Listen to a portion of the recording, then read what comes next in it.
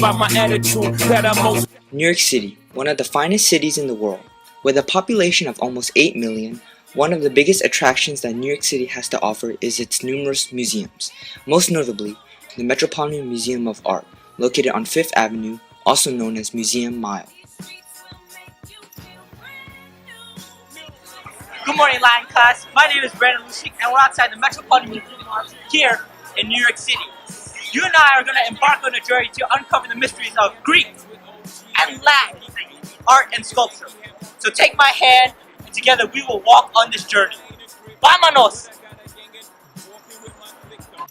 The Metropolitan Museum of Art is the largest museum in the Western Hemisphere.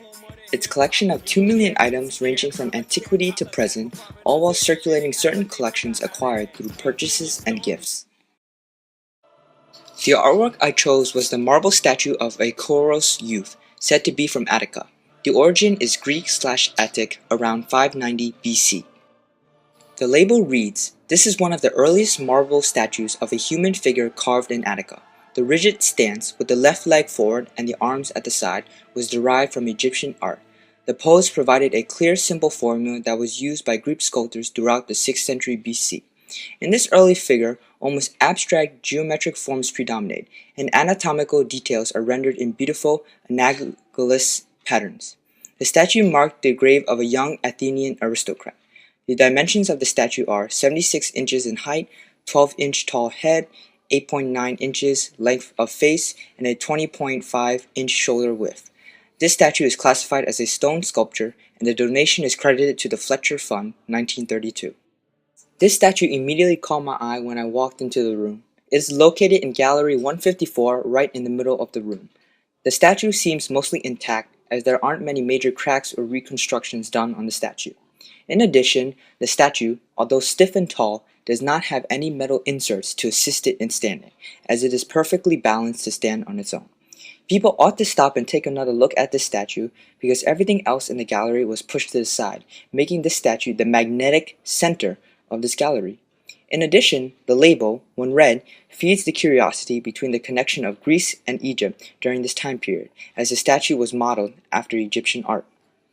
The definition of a kouros statue is a standing nude youth that didn't represent a specific youth at the time, but it resembled the idea of youth, and how children at the time followed order and discipline. In Greece, these statues were used in sanctuaries and on grave monuments. There are many details that could be observed from this artwork.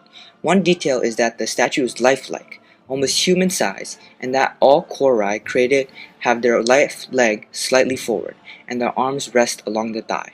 These defined poses can be credited to the improvement to steel chisels in 500 BC, in which it was held at an angle to softly chip away the marble into a desired form. Another detail to take note of is the face of the kouros.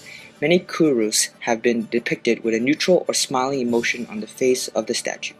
This was most likely due to the lack of tools that would be able to define the cheeks and jawbone of the statue.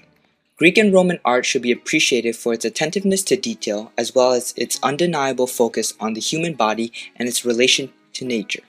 This sculpture was able to convey its message of innocence and youth while retaining its ideal of realism and the Greeks' obvious connection with the gods. Art should be appreciated, and you should visit the museum with friends and family to explore the connection that art makes, either between friend and friend, family and family, culture to culture, or human to God. Thank you guys. Thank you for joining me on this journey with Metropolitan Museum of Art. I hope this experience between me and you has brought the attention of art, Greek and Roman art, to your daily lives. Please hopefully you can visit the museum sometime in the future. Thank you.